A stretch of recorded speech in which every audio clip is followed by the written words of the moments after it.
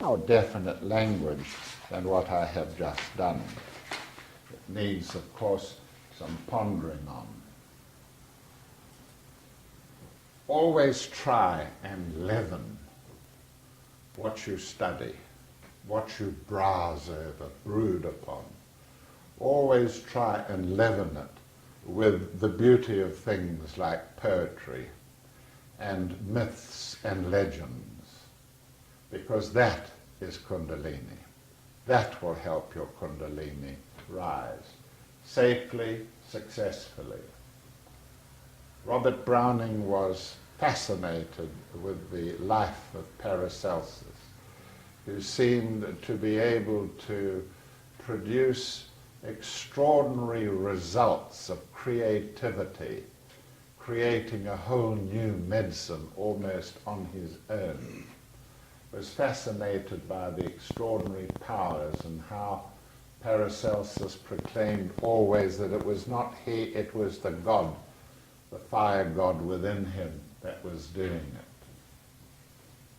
And this lovely poem, I'm going to break it as I go along, is from Robert Browning's Paracelsus. Thus God, fire if you like, God dwells in all, from life's minute beginnings up at last to man, the consummation of the scheme of being, the completion of the sphere of life, whose attributes had here and there been scattered over the visible world before, asking to be combined, dim fragments meant to be united into some wondrous whole, imperfect qualities throughout creation, suggesting some one creature yet to make, some point where all these scattered rays should meet, convergent in the faculties of man. Beautiful summation by a Westerner, mark you, of this process of these fires trying to help man to be eligible for the highest emissions of Kundalini, as I have just described. Robert Browning's Paracelsus. And then he talks about, of course, the hope that Kundalini might spread itself throughout the whole globe, and that all mankind may be filled with this creative power, and a new type of Superman come into being, which is exactly what we talk about in esoteric science. When I go around the world and people say, I meet old cobbers from the war, people who haven't seen me for 20, 30 years. Yeah, what's it all about? And I say, it's quite simple. I believe in immortality. That's why I'm here. I'm trying to convince people that they are immortal and that they can be aware of their immortality and have the fruits of knowing that you are immortal. Well, Browning, of course, had this tremendous capacity as he was nearing perfection himself to describe what man would be like.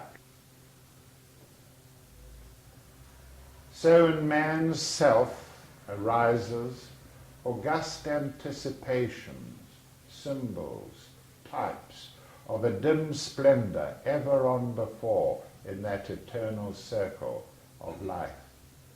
For men begin to pass their nature's bounds, and they find new hopes and cares which fast supplant their proper joys and griefs.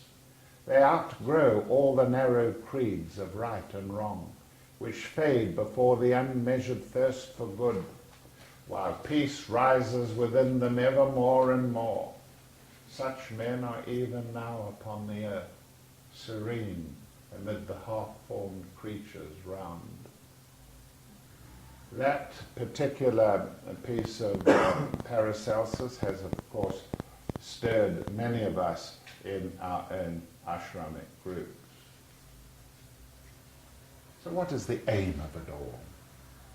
We can only describe that aim in terms of our own civilization, our own culture, here and now, today, in the West.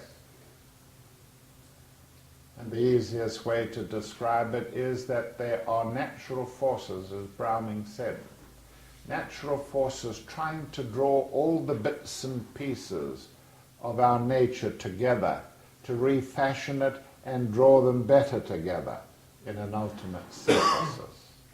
And we call that, of course, by the words of my old mentor, who was Robert Assagioli, in psychosynthesis. And psychosynthesis lacked one thing, something that could not be explained. You know what psychosynthesis is?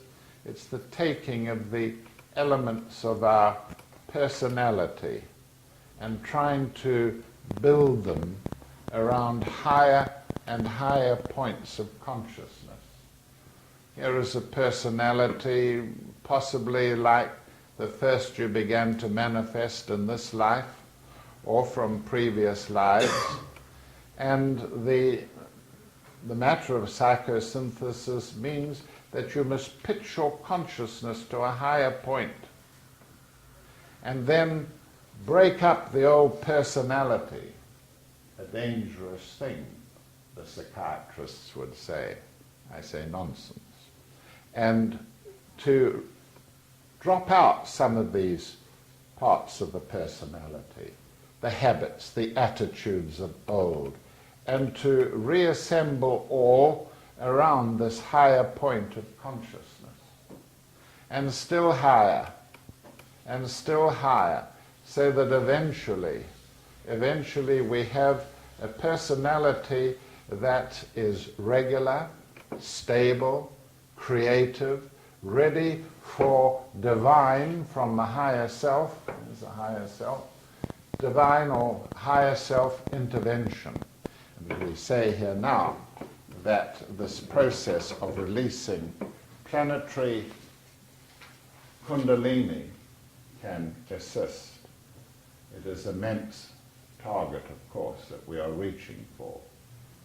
Today we talk about meditation. Meditation is the safest, surest way of lifting that point of consciousness higher and higher. But meditation can often turn people who are dry into being wet, can often produce very soppy personalities. Personalities that are incapable, nice people who nevertheless are very frail and can't do anything with their personality. And there is something missing in it all.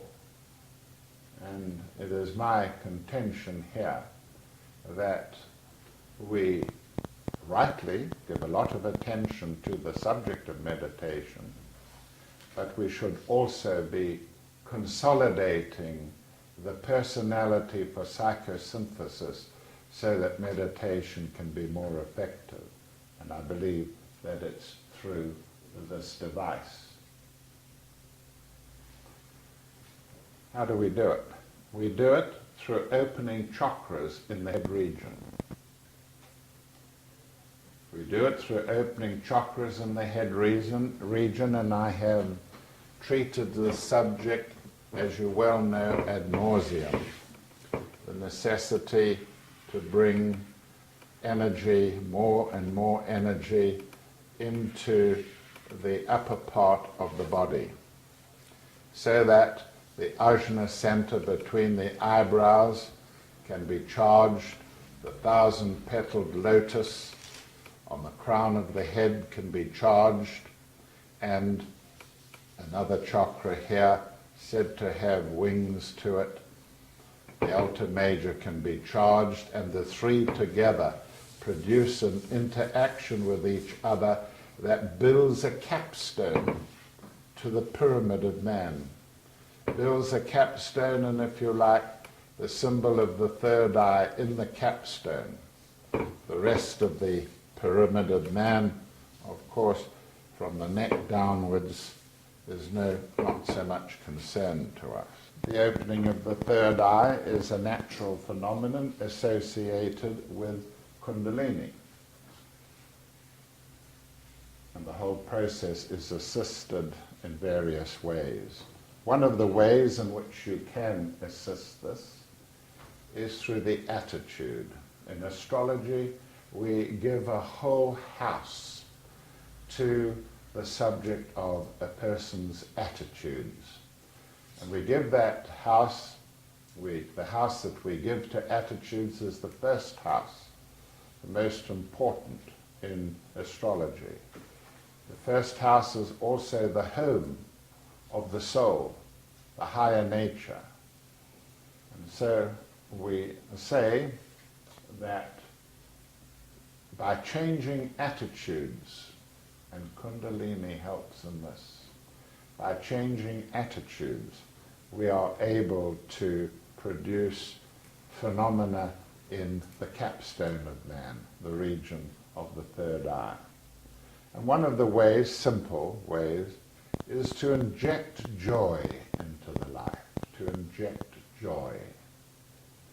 We always say that the monk is so right in his monastery, where he learns to love what he's doing and learns to love who he is with and where he is.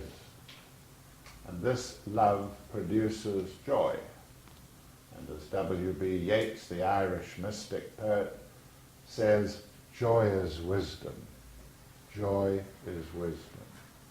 And by manifesting joy in the life, you are drawing in the energies of Buddhi.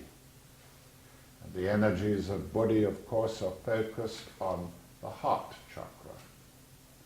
And the heart chakra is one of those stations up the spine that the Kundalini must reach on its way to the 1,000-petaled lotus, which I have drawn in there, on the vertex of the head.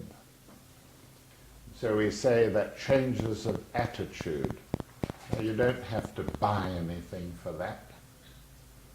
You can change your attitude very easily. You can start tomorrow with it. You're lucky you haven't got to go to the opposite extreme, where you need to damp down some of the over-enthusiasm of people on the path, whose own enthusiasm can hide, mask, depress the reality of what they are doing. The West had no evidence of Kundalini, and still has no evidence of it, except through the kind of things that I'm telling you about here tonight. People who manifest a joy in their lives, in what they're doing. Call it enthusiasm if you like, but you must be careful with the word enthusios. Alice Bailey wasn't very happy with people who were a bit too enthusiastic. She found that they could be very disruptive in her particular group work. So the cultivation of joy, and that is one of the little things that I have to say about Kundalini. But where is the evidence? This was brought to a stage further by a Dr. Buck, who had an experience of cosmic consciousness. He had what I have experienced since a child, an inflow of a tremendous force that manifested in him in such a way that he said it lit up everything around him. He was a man of superb scientific background. In 1876, Richard Buck, MD, superintendent of a provincial asylum for the insane in Hamilton, Ontario, became professor of mental and nervous diseases at Western University, then president of the psychological section of the British Medical Association, and in 1890 president of the American Medico-Psychological, and so on and so on and so on. He was an incredibly accomplished academic. He said this. He said he and two friends had spent the evening reading Wordsworth, Shelley, Keats, and Browning, and especially, he said, Walt Whitman. They parted at midnight, and he had a long drive in a hansom cab, and his mind was deeply under the influence of the ideas and images and emotions called up by the reading and talk of the evening. He was calm and peaceful when he arrived home. There, this experience happened. All at once, without warning of any kind, he found himself wrapped around, as it were, by a flame-colored cloud. For an instant he thought of fire, some sudden conflagration in the great city perhaps. The next instant he knew that the light was within himself. Directly after, there came upon him a sense of exaltation, of immense joyousness, accompanied or immediately followed by an intellectual illumination quite impossible to describe. Into his brain streamed one momentary lightning flash of the Brahmanic splendor, which ever since lightened his life. Upon his heart fell one drop of Brahma bliss, he said, leaving thenceforward for always an aftertaste of heaven. And goes on. Now, Buck's experience was instantaneous, but it transformed him permanently for the rest of his life. He did what I did. I looked around me after my fire experiences and said, I can't talk about these unless there are others that have had the experience, and I searched desperately to find who they were. Dr. Buck did the same. He looked around and he, in his book, quotes many examples of those who he believed had the same kind of experience. Some of them we know well. He talks of Moses in the burning bush from which God spoke to him. Here was this bush shaped like an aura, and it was all fire, with fire coming out of it, and from the midst of the bush there came words that he believed were from God himself, and they told him what to do with his tribe of Israel. And the fire, he said, of the bush reflected onto his face and onto his body with such intensity that when he came down from the mountain, he was still glowing from it all, and people remarked at it. Then there was Isaiah. He had a vision of God. Let me read it to you. In the year that King Uzziah died, I saw the Lord sitting upon a throne, high and lifted up, and his train filled the whole temple. Above him stood the seraphims. Each one had 6 wings. With twain he covered his face. With twain he covered his feet. With twain he did fly. And one cried unto another and said, Holy, holy, holy is the Lord of hosts. The whole earth is full of his glory. And the foundations of the threshold were moved at the voice of him that cried. And the houses were filled with smoke. Then said I, Woe is me, for I am undone, because I am a man of unclean lips. For mine eyes have seen the King, the Lord of hosts. Then flew one of the seraphims into me, having a live coal in his hand, which he had taken with tongs from off the altar. And he touched my mouth with it, and said, Lo, this hath touched thy lips, and thine iniquity is taken away, and thy sin is purged. And I heard the voice of the Lord saying, Whom shall I send? Who will go for us? Then I said, Here am I, send me. The other names I will read to you later. We're going to have a break now. Dr. Buck, his book Cosmic Consciousness, He said what he believed was signs of this experience are in the lives of St. Paul, of Muhammad, of Dante Alighieri, of Francis Bacon, William Blake, Jacob Boehme, Balzac, Roger Bacon, Spinoza, Tennyson, Thoreau, and several MDs that he knew personally. He also talked about a man called Pascal, Blaise Pascal. Extraordinary person. He was a scientist, brilliant mathematician. He had made his name in French literature, and the same thing happened to him as happened to Swedenborg. In the midst of his work, orthodox work, which had brought him some fame, he stopped it all. Something had happened to him. And what had happened was he had a fire experience, completely unanticipated, and it changed the way he looked at everything. Let me see if I can find it here. Pascal was also a scientist of note, yet never placed reason above his deepest spiritual convictions. His experiences during a state of withdrawal from the world included the phenomenon of fire.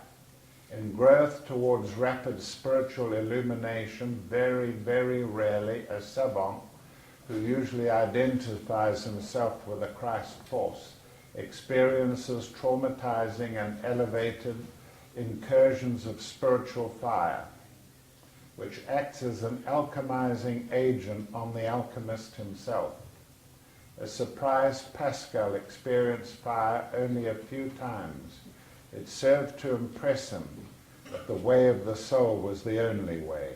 He recorded fire experiences in his spiritual diary, and when he died it was found that he had clutched a page concerning a fire experience that he had written about and had placed it close to his heart.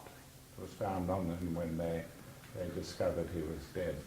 He made it clear that despite his capture of both the scientific and literary worlds, he still preferred what his soul had to offer. Then there are those who believe that immortality can be achieved in some degree through procreation and the living on one's own genes and chromosomes in a species. Let me now read to you his experience, translated into the English. It happened in 1654 on Monday the 23rd of November, the day of St. Clement, Pope and Martyr. From about 10:30 in the evening until about 12:30 midnight, fire. God of Abraham, God of Isaac, God of Jacob, not of the philosophers nor of the wise, assurance, joy, assurance, feeling, joy, peace, God of Jesus Christ, my God and thy God. Thy God shall be my God, forgotten of the world and of all except God. He is only found in the ways taught in the gospel, the sublimity of the human soul.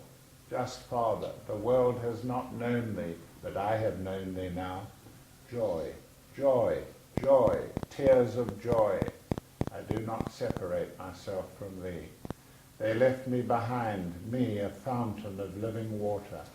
My God, do not leave me. Let me not be separated from thee eternally. This is eternal life, that they should know thee, the only true God, and him whom thou hast sent. Jesus Christ, I have separated myself from him. I have fled, renounced, crucified him. Let me not be forever separated from him. One is saved only by the teaching of the gospel, reconciliation, total and sweet, total submission to the Christ and to my director. An outpouring of a person who for 2 hours in his life was confronted with fire, not just confronted, but it passing through him and giving him extraordinary ecstasy and joy, as well as the sensation of light. Pascal, a scientist, a mathematician, extraordinary experience. In my opinion, one of the ways in which Maya can be encouraged, and it's not a very romantic way, can be encouraged is to discover for yourselves, or to be taught it, of course, that the world that we live in is not what it appears to be. I have taught this subject many times, and I don't want to press on with it to bore you. But to understand that this tangible world, this structure that we live in amongst, that the material of it is not permanent. It is transient. And although when we touch it we say it feels so solid, and it is smooth, and it is shiny, and it is cool, all these things are coming to us through our senses. But the truth is, ladies and gentlemen, that matter is not solid. And the rationale of that statement is based on scientific observation. When you run your finger along a smooth walnut surface of a table, it tells you all those things. Soft, smooth, whatever.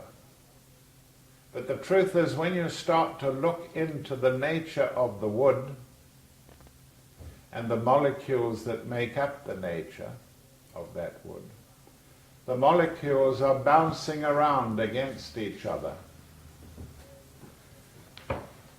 And it varies according to the temperature of the object. So here you are. Here you are with your finger. There it is there. Not a bad finger, really. You're running it along the surface of some object. And you think that it is smooth, solid, it will live forever, it's a wonderful structure to possess, it's mine, and people admire it.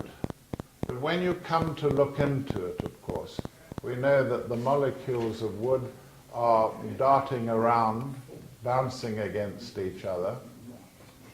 And when you take one of the molecules, you find that it's made up of many atoms, making up a molecule. And when you take one of the atoms and look at it, what do you find? If I expanded the atom to the size of this lecture room, if I expanded the atom to the size of the lecture room, you would find that the material in it which is tangible, is incredibly tiny. The whole space could be a town hall of space, depending on the nature of the atom. In that whole town hall of space, the nucleus of that atom might not be any bigger than that. And the electrons which move around it no bigger than that. And the rest of the atom is empty. The rest of the atom is empty. This is the solid structure, the material form that people build up their lives on. And if you go and take the nucleus of the atom and you expand that immensely, perhaps the same size again, you find that the nucleus is empty, that there are a few electrical charges moving around. The nucleus of the atom is just as empty as the atom itself. Now that's scientific fact. There's no argument about it. It is our senses, the sense of touch, that conveys to our computer brains certain information. The sense of touch and taste and smell and sight and hearing. These are the five senses that convey knowledge of the material world, and the knowledge that they convey doesn't say, hey, you're in touch with an object that is very empty, that is changing the information is almost a string of lies, as it were. And what is more, when whatever you're looking at penetrates to the back of the eye, where chemical changes are affected by the input of light, the information that is carried to the brain, actually to the occipital lobe of the brain, the information is just in terms of oscillations, energy waves, if you like, whatever you like to call it, electrical information. You don't see the table. You don't touch the table. What you are doing is using the senses to apprehend it, and the senses convey through the various lines of force that I've suggested here, impressions to the brain. And the brain decides, as a computer, what it is in touch with. And that's what people are enamored with, the material world. Not just one car, two cars, one for the wife because you've got to take the kids to school. Not one house, two houses, one in the country. And so on and so on and so on. And in some parts of the world, this is an obsession. And of course we think immediately of Hollywood. An obsession with form and the romantic spectacle of it. And it takes people's attention completely in life. And if your attention is taken completely in life by something else, then to look into the world of the esoteric, where permanence exists forever, where your higher self is immortal, this you can't apprehend because all your attention is going out to form. And the inner worlds are ignored. The ancients knew this and they called it Maya. Maya, illusion, the grand illusion of the world that people think is so real and is going to last forever, when it could be taken away from you tomorrow morning in an accident, or next week or next year, but it will be taken away from you sooner or later. And if you are strongly attached to any form, it's going to hurt. It's going to hurt and produce pain. And pain comes from being attached to some thought, word, deed, person, whatever you can imagine. And so, that is Maya.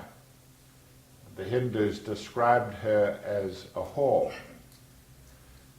who is dancing and making all kinds of attractive movements, so that the person who is confronted with a material object is dazzled by it, wants it, is attached to it. It's mine.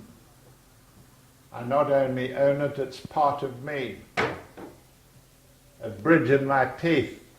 I don't even know which tooth it is. I have accepted it as mine. I can't distinguish between it and one of my own teeth. And the world is hoodwinked in that way. And I believe that the quickest way, one of the quickest ways, and there are others of course, we've talked about change in attitude, but one of the quickest ways of encouraging the Kundalini advancement in consciousness, spiritual consciousness, is to understand this factor about Maya. It is an illusion. Treat it for what it is. Use it by all means. There's no reason why you shouldn't be rich and own things, but for heaven's sake, don't be attached to them. Don't believe that they are reality, because they are not. Reality lies with the immortal part of you that may not go on existing on this planet, but somewhere it will go on existing for all time. Now that's a very precious thing to have. So Maya, one of the great laughs at the way in which the world functions was through the writings of Erasmus. Erasmus was able to take the simple Maya that I have described here of objects that dazzle, Hollywood films that dazzle and entrap and ensnare people into this belief that material form is everything, and America's being dragged with it into terminal materialism. That's the end. They will get involved more and more with it, and there's got to be an end to it, because it has no reality and it has no immortality. And so understanding Maya is helpful. And Erasmus took Maya. He had a revelation. He was on horseback. Not easy for a man of his age, and he was comparatively young at the time, but still in those days considered old. He was on horseback crossing Europe from Rome to England. He was coming to England to see Thomas More. And while he was on horseback going along day after day after day, he formulated an essay on what he called the praise of folly, the praise of folly. And in fact, he was describing Maya, but the psychological basis of Maya. How Maya comes across to somebody who can see it objectively as being just a trimming of this particular planet and not in any way related to immortality or eternity. And so he wrote this essay for his friend Thomas More, and in it he describes human character, the different guises that human character takes on. For example, in marriage, mankind believes that it must marry to perpetuate the species. Then he pokes into it and says, what man would marry if he really knew the inconveniences of it? What woman would ever give herself to a man if she took account of the perilous pangs of childbirth and the trouble of bringing up children? Or having done so once would ever think of doing so again, unless attended by Leti, the goddess of forgetfulness. And with astute irony, Erasmus shows how we become the personas we hide behind when we avoid harsh reality, preferring the bliss of ignorance. And he has a go at all kinds of people. He said, all men are actors, deceived by their own masks, thinking themselves to be the very characters that they impersonate. Shall we then pluck off the masks? Nay, rather let men play their parts, and happier perchance are we too if we perceive their masks. Illusion is the balm of life, and a worse calamity than to be deceived is not to be deceived. If a man sincerely thinks his commonplace wife is a Penelope, meaning that she is very beautiful, all the better for their married bliss. Happy are they who sit in Plato's cave, viewing the shadows, than those who come out into the light and see things as they really are. Now he hits at scientists and actors and scholars. The ignorance of the simple is a boon. How blessed were those pristine men of the Golden Age who lived in accordance with nature, knowing nothing of grammar, of rhetoric or law, not bothering their heads as to what lay beyond the sky. How happy flies and birds. But now look at men, such morons. They play, they sing and laugh and bring others pleasure with their childishness. Compare the moron with a scholar who squanders his youth in mastering the disciplines, wastes the sweetness of his years in worry and sweat and vigils, always frugal, poor, lugubrious, gloomy, unjust, and harsh to himself, grating and grieving to others, lean, flail, bleary-eyed, old before his time. And so he goes on pouring scorn on the way humanity is deluded by the persona that they adopt. He equates butchers with huntsmen. The foolishness of those who leave slaughtering to the lower classes, but consider carving up a beast felled in the hunt to be fit work for a gentleman. The foolishness of inordinate builders, of gamblers, of those who call upon the saints to cure their toothache, of the thief who, saved from the gallows by the intervention of a saint, feels himself commissioned to relieve men again of their wealth. The foolishness of those who mock him, who tells them that the way to die is those who mock him, who tells them that the way to die well is to live well. Sorry about that. Then he attacks monks and churchmen like yourself. No morons so play the fool as those who are obsessed with the ardor of Christian piety to the point that they distribute their goods, overlook injuries, suffer themselves to be deceived, make no distinction between friends and enemies, eschew pleasure, glut themselves with hunger, vigils, tears, toils, and reproaches, who disdain life, who crave only death, who seem utterly to condemn all common sense, as if the soul lived elsewhere and not in the body. What is this if it is not insanity? Then he attacks his own profession, with what tumults everywhere our lives are filled. We do business, we sail the seas, we engage in wars, we make treaties and we break them. We beget children, enroll heirs, buy fields and sell, cement friendships, erect buildings and tear them down. We are tonsured, anointed, and vested in cowls. We are exercised in various arts, sweat, and become doctors or laws of theology. Some prefer the mitre and the crozier. With such cares we torture ourselves. In this we wax old, in this we let slip so many years and lose that precious treasure which alone is of worth. Then will come the last tribunal, where only truth can stand. Too late, we shall discover that all these vanities were but shadows, and we have squandered our lives in the delusion of a dream. Someone will say, shall a Christian then have nothing to do with all of these vanities?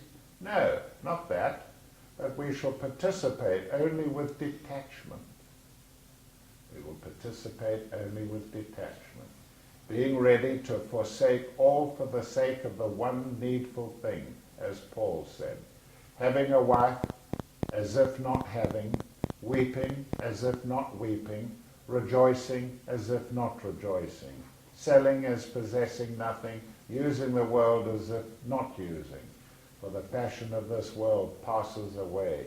Use then the world, but delight not from it. Madame Blavatsky said of the same line of thought, she said, kill out ambition, but live like one ambitious. I had to do that myself, and it was very, very hard. To retain your enthusiasm and your ambition to serve mankind, to study the classics, to meditate each day. Have your ambitions, kill out your ambitions, but live like one ambitious. Don't throw away your enthusiasm because you realize now that Maya is an illusion, that this world is an illusion, that we put on bodies and personalities and hats and shapes and talk in different ways. All that is illusion. If we have faith in it, we've been fooled. What is not illusion is the inner world and the nature of the soul. So my words there then point to the necessity not to be carried along, rolled around an earth's diurnal frame, believing that this world is the reality. This world even, is not the most developed in the universe. There are other planets elsewhere. Our world technically